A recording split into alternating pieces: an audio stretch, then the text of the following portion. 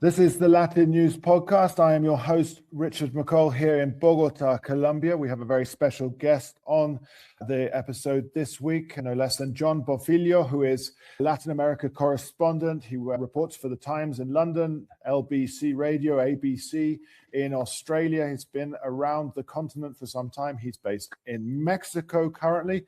And, it's the time. We need to discuss something pretty topical at the moment, US policy towards Latin America. So, Jon, in Mexico up there, thank you so much for your time and agreeing to come on the Latin News Podcast. No problem at all, Richard. Nice to see you, to meet you, and it's a pleasure to be here. It's a great thing to be able to discuss something so wide-ranging, and it's a little harder to know exactly where to start with so much going on. Leave it to say, at this very moment in time, as we are recording, Colombian President Gustavo Petro is in Washington, D.C., meeting with President Trump up there. So we'll wait and see what happens there before we actually focus on that for another episode.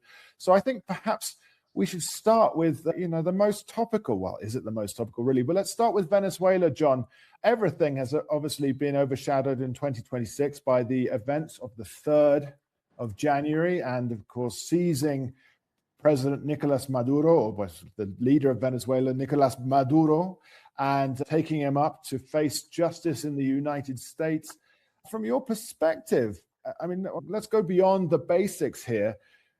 Let's look at this a bit deeper. How does the US justify keeping Delcy Rodriguez in the leadership position when she is clearly, one of the key members of the regime that espoused 21st century socialism? And this really, comes up against what Marco Rubio in the US would have to say about Venezuela and issues there.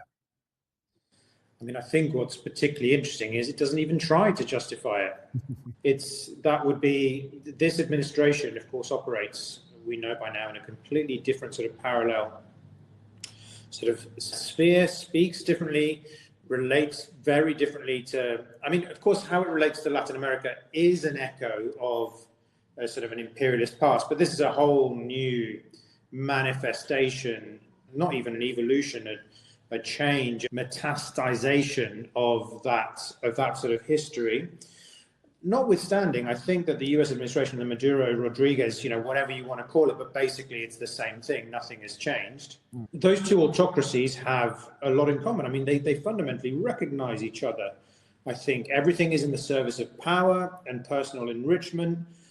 Objectively, I don't think that's questionable in any way, shape, or form, and sort of at the pursuit of both and entrenchment of both. So those are, I think, fairly favorable terms to be discussing. Venezuela hasn't changed in the last 20, 25 years. It's the USA that interestingly has changed. And so it's a silent justification is that it is a viable partner.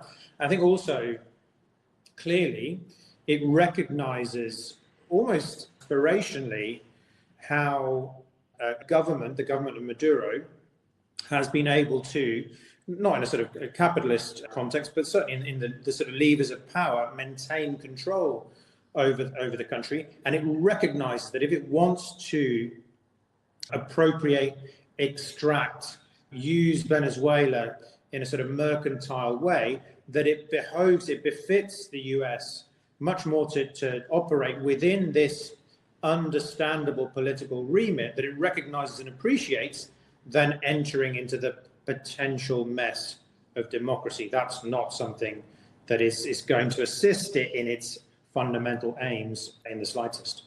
And the fundamental aims, it's mercantile, as you said, fundamental aims. Yeah, that is oil, of course. It is rare earth minerals, but if you look more broadly across the region as well, as regards potential free trade zones in Honduras, which are linked to members of Trump's sort of inner circle. And if you listen to the sort of subtext about the loans that were given to Argentina and Javier Milei before the midterms there, which were tied to telecommunications contracts, everything relates to an enrichment, if you like, giving primacy to mercantile access to the US, US economies and very specific individuals who have the levers of power in North America. Mercantile access is a nice way of putting it. So could we suggest that Venezuela under Delcy Rodriguez, I mean, we don't know how long she'll be in power for, but she's certainly digging in. I mean, that's all we can see. She's certainly digging in and repression is up. But could we say that Venezuela is likely to become a client state of the US, or is it something different to that? You're totally right. The repression is up, and political releases are also up. And we often see this.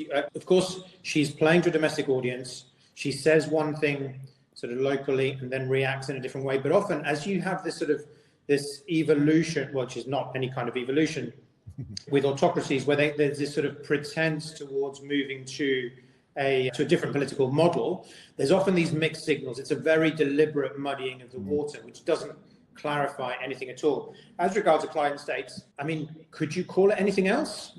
I would struggle to. It's if not already, it is moving towards a position in which it's not directly politically run by the USA, but it is a vassal entity that reports to, under the threat of overtly military action, further military action. I mean, a client state is about as accurate a term, I think, as we can find. And this is, I mean, this to me is fascinating, as we say, you know, this threat of direct military action. It's being hung over, obviously, Delcy and, of course, Diosdado Cabello. But the US, this armada, as they call it, they can't stay there forever. So, I mean, and I know that as things build up in the Arabian Gulf and so on, I mean, surely they're going to start sort of minimizing some of their machinery, war machinery there in the Southern Caribbean. Yeah, and significant portions of that armada have gone over to the Arabian Gulf. Clearly, the Trump administration regards what took place in Venezuela as a massive win and is now going to reproduce that structure, which is a very overt military threat and presence approaching or off the shore of a particular country in order to sort of get what it wants, what it desires. And again, it is making is not hiding it in any way. As regards Latin America, it is important because, of course, well, since the build-up started to happen during last summer, it was clear that this was going to have implications for the region. That Venezuela was never about Venezuela. It was about sending a message. You mentioned at the top of the program about, of course, Cuba, which I'm sure we're going to come to shortly, but also about how it wants to engage with Latin America, not just Latin America, of course, the Caribbean. I mean, Greenland, we see exactly the same thing. Interestingly, we just had, the very first, it seems like such a long time ago, but the very first time, the beginning of last year, that we began to get a sense of this was as regards the Panama Canal. Yeah. When there was this discussion about these Chinese companies, which now a Panamanian court has said that there wasn't sort of due process in the awarding of the contract. So I think the company is called CK Hutchison, the Chinese company. So it's removed those, and that's going to be run by Maersk. But throughout the last 12 months, we've seen this strategy with some vagaries repeated across the Americas. And as, again, the Trump administration regards this as being eminently successful, it's going to continue on through the next 3 years of his term. There is, I think, one thing which is slightly different now is some of the language related to Cuba. Just to go quickly onto that, because they've sort of self-administered a period of time to get Cuba to fall, to change, to evolve, to speak, which is the end of this year. And that's, of course, entirely about the midterms, because at the moment there is no break whatsoever on international foreign policy as undertaken by the USA. So this period between now, early February 2026, and sort of October, November at the end of this year are going to be when the Trump administration accelerates, if anything, its existing policies. As you say, I mean, if we talk Cuba, Trump's disapproval rating is over 60%. I think it's 63% today. And of course, it's a lot of, the Latino diaspora, of course, who those who voted him in and now obviously are turning their backs or are rejecting a lot of what has been done. And yes, I can see that, how Cuba plays into that. And of course, the Florida voters and elsewhere. Very interesting that, yes, for the midterms, that should be something that is so very connected to this. But if we talk about Cuba has long been an aim of US sort of, say, foreign policy, is to restore democracy. Let's put that in inverted commas, but restore democracy there. And of course, we know that Marco Rubio has, set his presidential hopes on this as well. What kind of further actions can you imagine the US taking between now and the midterms, to speed this up in order to move Cuba ahead regarding their own sort of, let's say, plans? Cuba's fascinating because it's a Caribbean island. It's big, but in the grand scheme of things, it's not that big. Of course, it's positioned just off the coast of Florida. They're sort of giving the middle finger across the water to Florida and Cuban Floridians. It has for a long time been an issue, and it's been on the brink. Since the special period in the 90s, but Cuba remains the greatest prize. And if we think about, again, Trump's guiding instincts, even as regards the military, you can make military threats without sending the biggest armada collected in the last 20 years somewhere. But these are all televisual moments, and these are all moments made for media. And it's the same thing with the seizures of the Venezuelan oil vessels as well. So in the same way, the fall of Cuba, the taking of Cuba, whether that's physical or spiritual, is the greatest prize that Trump can present, not just to the sort of Cuban diaspora, which of course is hugely relevant and important and has leverage in Florida, but also as a win to the sort of capitalist philosophical belief system that exists in the USA. The Trump administration has openly spoken of a real blockade now, of stopping anything coming in or out.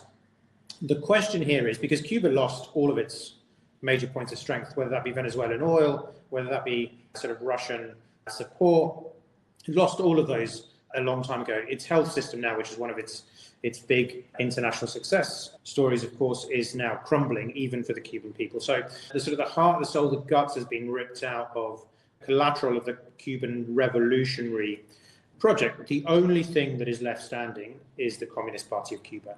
The infrastructure, political infrastructure of Cuba is the last thing that is still there, and is stronger than I think Trump understands it to be on the island itself. So I'm not necessarily convinced that however hard you push the Cuban people, that is going to make change happen, because again, there is no great history of demonstrations or uprisings on the island of Cuba. Those have been clamped down on since time immemorial, really harshly and quickly. So there probably would have to be some kind of military strike at some point. And again, if we think of, it seems crazy to say, of course it seems crazy to say, but nobody would have thought that before January the 3rd, 2026. And again, knowing this, seeing this reproducibility of protocol that is being undertaken in the brain of the Trump administration, at some point, if Cuba doesn't fall, that's going to be put on the table. Again, I think it's fairly clear that kind of strike is an option for them. It's fascinating. You come to this point where it seems crazy to say. That's, a conversation that I've been having with analysts all for the last 4 or 5 months. And then, of course, January the 3rd, it just seems crazy to say. It seemed crazy that a few weeks ago or a month ago, we were actually genuinely discussing strikes on Colombia.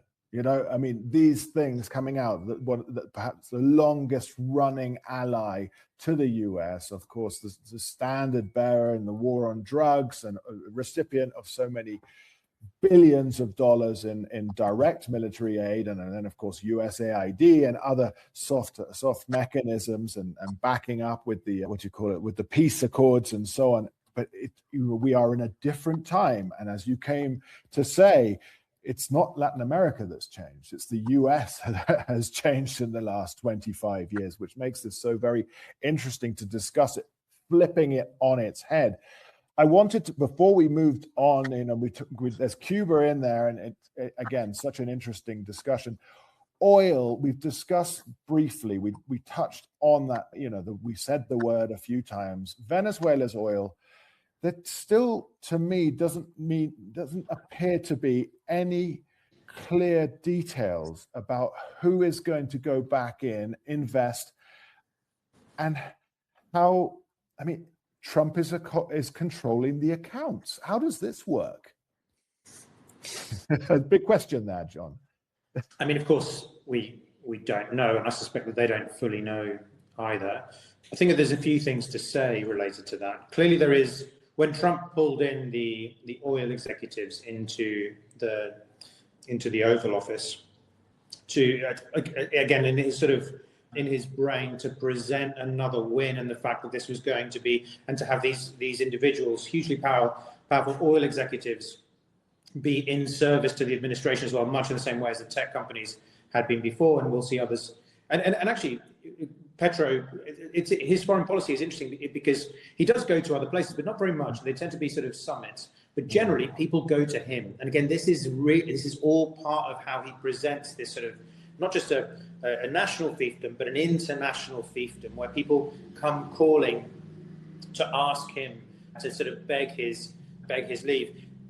Going back to the oil execs, there's definitely there's a gap between what he wants them to do and what they are willing to do, which is the fact that the Venezuelan oil sector industry needs massive investment in order to get it back up to speed. Trump wants the oil companies to invest that. The oil companies are reticent because they don't know which way it's going to go. But actually, I would argue it's a little bit more cynical than that. They know that Trump wants this to happen and that he can probably find money somewhere else, and that's going to save their shareholders some cash. So I would expect that's going to be bridged at some point, or potentially there's going to be sort of favorable contracts in other areas that encourage some US oil companies to invest there. Bear in mind, Chevron in August was issued a new contract to be able to sort of circumvent sanctions in Venezuela by the very Trump administration that then imposed the blockade. So again, the sort of mixed signals there. What we know at the moment, or what's been said at the moment as regards the operation of profits from Venezuelan oil, is that they're going to continue to be sold, but the money is currently being held in a Qatari account that is being administered by the United States, and that further down the line, of course, the United States is going to make money from the sale of these. And again, unclear whether that's going to be a percentage term or how that's going to work. But what's been said is that the Venezuelan government will then be able to apply to that fund for certain sanctioned projects which would be admissible by the Trump administration. Now, you can pretty much guarantee that those funds are then going to be released to be able to pay US contractors to undertake certain infrastructure projects, development projects, and so on. In the view of the Trump administration, making Venezuela great again means taking new markets, generating new markets in Venezuela, which are going to employ Venezuelans, but are going to enrich offshore. Okay, but no real talk about the restoration of democracy in any of that at all, is there? It's an absolute irrelevance. Yeah, it's exactly. I mean, it's crazy to say. Yeah, it is totally, but it doesn't even.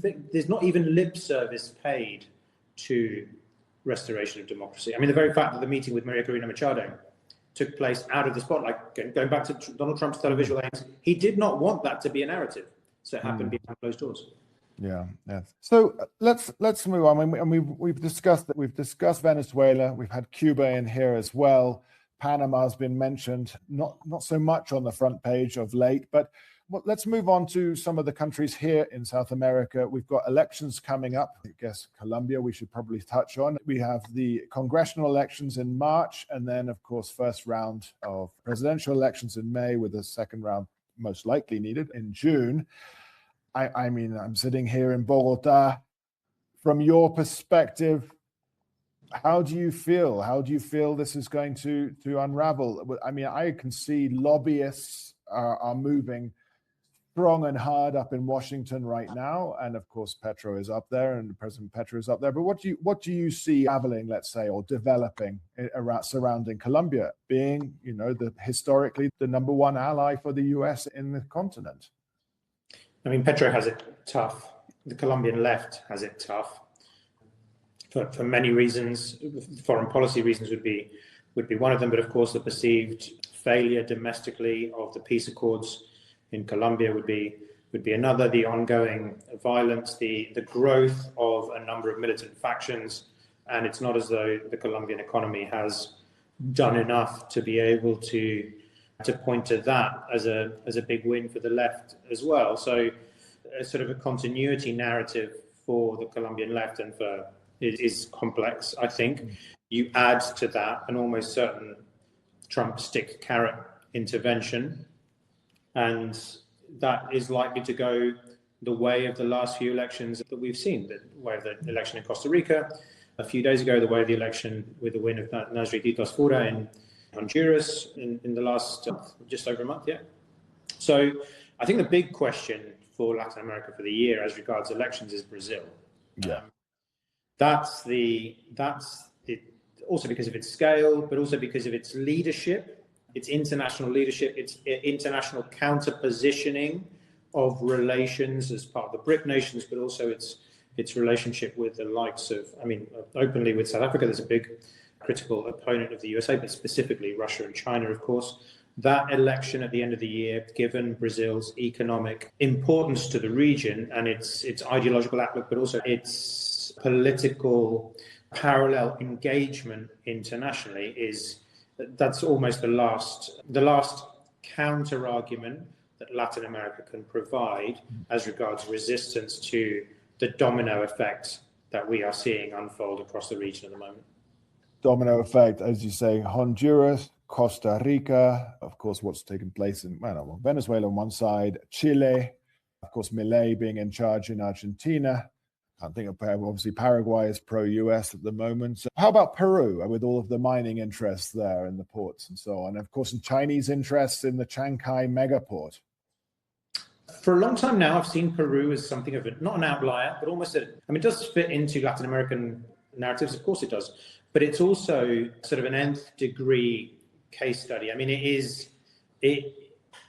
Everything that we see play out in Latin America seems to be accentuated and accelerated in Peru, and has been for a long period of time now. If you think about Odebrecht, if you think about corruption, if you think about instability, if you think about conflicts, ongoing conflicts between Congress and the presidency, and how all of that plays out. Civil unrest, of course. Civil unrest happens in other places too, but in Peru, it's been particularly accentuated. So I think it is honestly impossible to know what's going to happen in Peru over the course of the next few months. But what we can certainly say is that it's going to be sharp, it's going to be live, it's going to be contentious, and it's going to there's nothing that's taking place in Peru at the moment that would suggest that there is a sort of a thinning down of the political emotions that run very high in the country. And part of its infrastructural political difficulties as well have also been one of the reasons why actually a lot of major international infrastructure investment projects, extractivist projects, run to Peru, because they see that there is a sort of a fractured political landscape that is fairly easy to inveigle and enter into, and that sort of pays lip service to that at an elite level. So it's so interesting to think of it.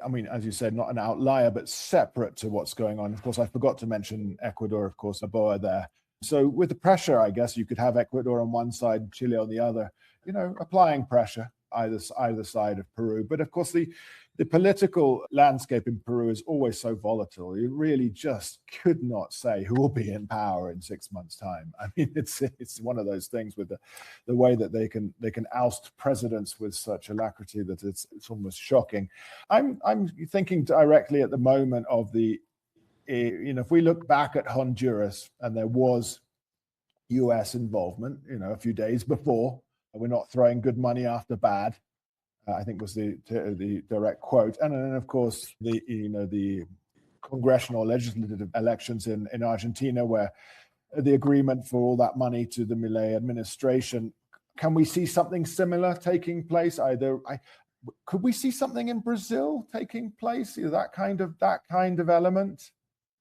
That sort of, whether it be tariffs, punitive tariffs, or whether it be suggestions of investment, clearly Trump believes that the economic, again, stick and carrot, the sort of push and pull is a strong part of his toolkit.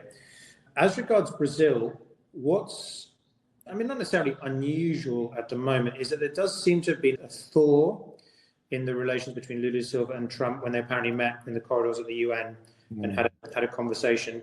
And we've seen it happen in a couple of other, in a couple of other instances, as with the meeting with Zoran Mandami, the New York mayor. So it's definitely not something you would have predicted there, but I think there's a lot of water to flow under the bridge on a personal level between Lula da Silva and Trump before we get to that point. What is clear, though, whether you look at Lula, whether you look at actually Petro's acceptance of the visit to the White House, whether you look at how Sheinbaum deals with Trump, is the importance of a personal relationship. He does listen to individuals. So whenever, Sheinbaum's strategy very clearly is whenever something comes up, again, about whether it be the cartels or about Mexico not doing enough for whatever it might be, or trade inconsistencies, she gets on the phone, she speaks to him directly, and she reaffirms, as part of their relationship, one-on-one, in a context in which he doesn't have to save face, what actually is taking place. And that seems to be actually what a number of political leaders now are trying to undertake as a strategy. So whether Lula can continue that process and without inflicting damage on Brazil or without compromising his beliefs up until the end of this year is a very open question. A week is a long time these days, 10 months. It's impossible to predict. That's the thing. Sometimes things were so easy. Right now, not so much. I think your point on the importance of a personal relationship is key, and something perhaps we should explore more as you discuss Mexico. Indeed, Sheinbaum she's been very pragmatic in this, of course. She is a frontline country to the United States. The fentanyl, obviously coming China that way and then manufactured up into Mexico, will always keep her, not far from Trump's thoughts. And indeed, of course, I would say it's a domestic policy rather than a foreign policy when you're dealing with Mexico. And I just found it so very interesting, this element of the extradition. Was it 36 people were extradited, even despite claims that this would never happen? So what can we attribute this to? It was her providing evidence of what she told him in the phone call that Mexico was already doing. Oh. So it's a sort of a front and center manifestation of Mexican government policy, at least in theory, that demonstrates to the Trump administration what Mexico is doing, which is, Sheinbaum is increasingly boxed in. She's boxed in by the cartel, she's boxed in by Trump, she's boxed in by her own party, who clearly, a lot of the members of Morena, the ruling party now, have links that go way back to the PRI, and clearly have ongoing open relationships with the historic political elite and historic links to transnational criminal organizations. She's definitely stuck, and she is of the, let's say, center left. She has a particular sort of socio-political outlook, which is very present across the streets of Mexico as we speak, and which sort of conflicts a little bit with this ongoing militarization of the country, which is, again, very tangible, very, very palpable.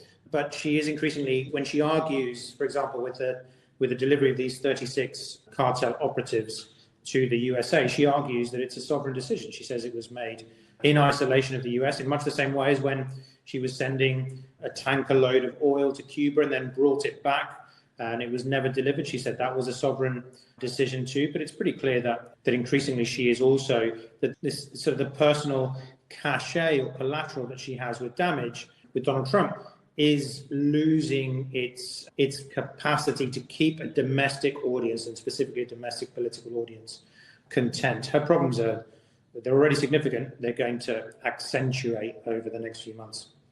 So it's careful wording that she's employing is just not going to cut it in coming months. I've said this before. The thing about Sheinbaum is she's not a politician. She's a scientist. She's a principled individual. And one of the things that characterizes politicians is career politicians is you can never tell when they're lying. They have the same face. Now, I don't want to leave myself open to to libel here, but Sheinbaum's face does a particular thing when she is speaking questionably. Okay. Let's say. What is it? I have to ask. I mean, that's a follow-up question there. She just contorts. She's uncomfortable with lying. Really? It's her tell. She knows that she didn't come into politics for this. She came into politics with belief systems, with principles, with values, to make change happen. And she's been put into this corner now where there's things happening that are completely outside of her power, her remit, her ability to change. And she's stuck in this corner in which she has to take deeply uncomfortable, unprincipled positions, and she has to justify them to a domestic audience, to a media audience, and it doesn't physically work with her, it doesn't physically sit with her, and that's very palpable. It's so interesting that there's such an obvious tell, but then it would make perfect sense. Sometimes, and then when we've been talking, but sometimes also in the analysis, I think that the US comes at all of these negotiations more stick than carrot. But let's talk about China. Let's talk about China as we're coming to the sort of later ends of this conversation, you and I. We talked briefly about Panama, but China has deep inroads into Latin America. A lot due to the US. I mean, what does Latin America cry out for? It's infrastructure and investment on that level, and that's what China has offered. Whereas the US came in more with, a lot of the time, was soft power, USAID and other things, which are long-term, obviously long-term policy things. But now that's over. I mean, where do you see US policy towards combating China on this level? I mean, can the US combat China on an infrastructure level, or are they looking at it differently? Is it all going to be defined by Rubio and Hegseth, really, the strong hand? What can we look at here? I mean, a lot of the infrastructure now has been built historically right across Latin America and the Caribbean by Chinese money, billions and billions of, hundreds of billions in direct investment and loans. The US has never invested in the same way, or does not have the same sort of perspective as regards the way in which you can use economic investment to garner political influence, because ultimately that is what China is doing and has been doing since the very beginning. It's very clear that China has a bigger project in mind, which is about being able to control an international landscape. And China is the spectre of the feast at the moment. It has huge amounts to lose. It has huge amounts economically to lose in the region if it becomes marginalized, if it is forced to remove itself from what's taking place here.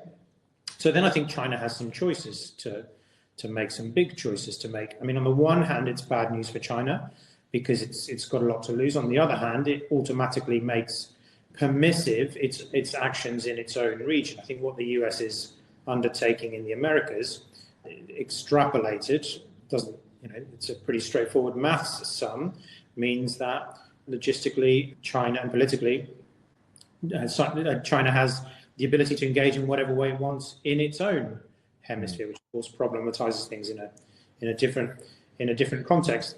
What is unclear is how China will react to live investments, to live loan structures, to live infrastructure builds that are taking place at the moment. Of course, this isn't a sort of a night and day, one moment to the next thing, but as we've marked out the domino effect of the sort of switching of political power in the region, as that continues to take effect, it has to make some pretty significant choices, and at the moment there is no indication on which way it's going to go on those.